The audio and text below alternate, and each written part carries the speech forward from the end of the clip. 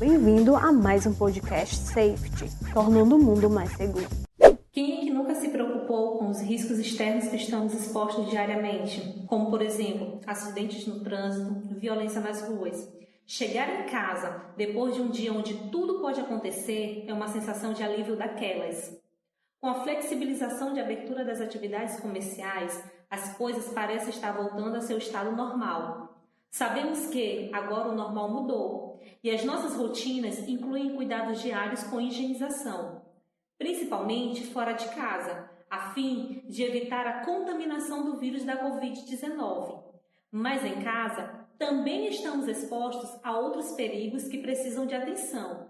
E é sobre isso que iremos abordar nesse podcast, os perigos do nosso cotidiano, dentro de casa ou acidentes domésticos. Esse podcast é uma sequência, então, se você não viu a parte 1, corre lá para o nosso app ou nas redes sociais e ouça a primeira parte de acidentes domésticos.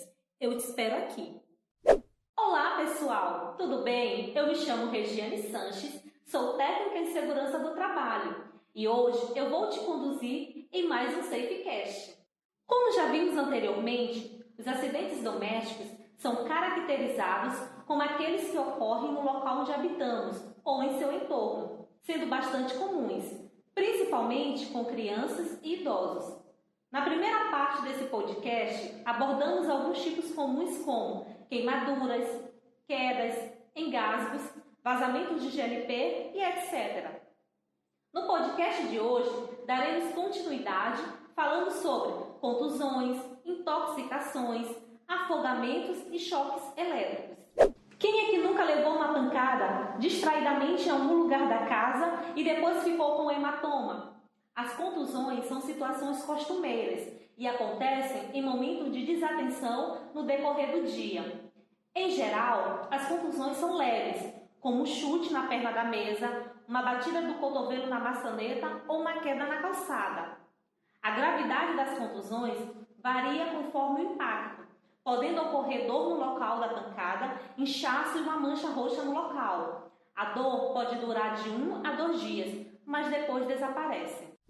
A intoxicação é uma ocorrência médica grave, causada quando uma pessoa se expõe a determinadas substâncias. O organismo pode absorvê-las por diferentes vias, como inalatória, oral ou cutânea. É importante ter a conscientização que a intoxicação pode ser tanto alimentar quanto com produtos químicos, de higiene pessoal e de limpeza, e ocorre com maior frequência, infelizmente, com crianças. Até os 2 anos de idade, é comum que crianças levem qualquer coisa à boca. Acontece porque a boca é usada por elas para conhecer o mundo, uma fase de experimentação oral. Nessa etapa, a boca serve para identificar o gosto e a textura dos objetos. As crianças acima de 2 anos também são naturalmente curiosas e, por isso, ingerem qualquer coisa, independente do gosto ou odor que apresenta. Diversos produtos que guardamos em casa podem causar intoxicação, como medicamentos, produtos de limpeza, inseticidas, tintas, graxas, shampoos, cremes e cosméticos. Por isso, é importante tomar cuidado com os produtos armazenados nos ambientes onde as crianças costumam circular. Guardar em locais fora do alcance delas e se atentar quando esses produtos estiverem sendo utilizados. A intoxicação acidental também pode ocorrer em idosos por causa de estado de confusão, má visão, deficiência mental ou múltiplas prescrições do mesmo fármaco por diferentes médicos. Os pacientes que tenham mastigado, engolido, aspirado ou entrado em contato com substâncias tóxicas apresentam sinais evidentes na boca ou na pele, como salivação excessiva, dilatação ou contração das pupilas, suor excessivo, respiração alterada e inconsciência. Outros sintomas são hálito com odor, modificação na coloração dos lábios e no interior da boca, dependendo do agente causador. Dor, sensação de queimação na boca, garganta ou estômago, sonolência, confusão mental ou outras alterações de consciência, náuseas e vômitos, diarreia, lesões cutâneas, queimaduras intensas com limites bem definidos ou bolhas, convulsões, queda de temperatura que se mantém abaixo do normal. Afogamento é a entrada de líquido nas vias aéreas, causada por afundamento ou mergulho.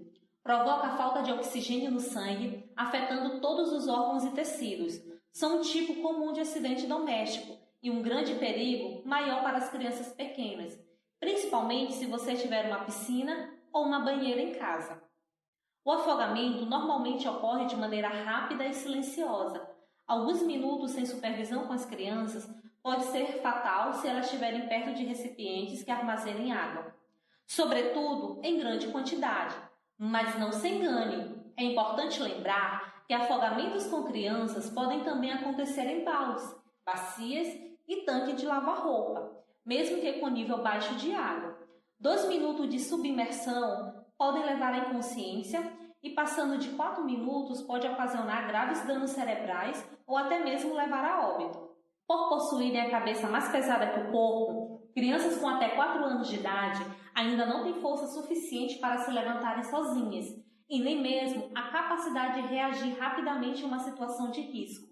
Por isso, em caso de queda ou desequilíbrio, elas podem se afogar até mesmo em recipiente com apenas 2,5 centímetros de água. Recentemente, tivemos o caso de uma criança de 1 ano e 2 meses que se afogou em um balde que estava dentro de casa. A mãe da menina percebeu a situação, a retirou da água cerca de 3 minutos após estar submersa e a levou para uma unidade de atendimento médico.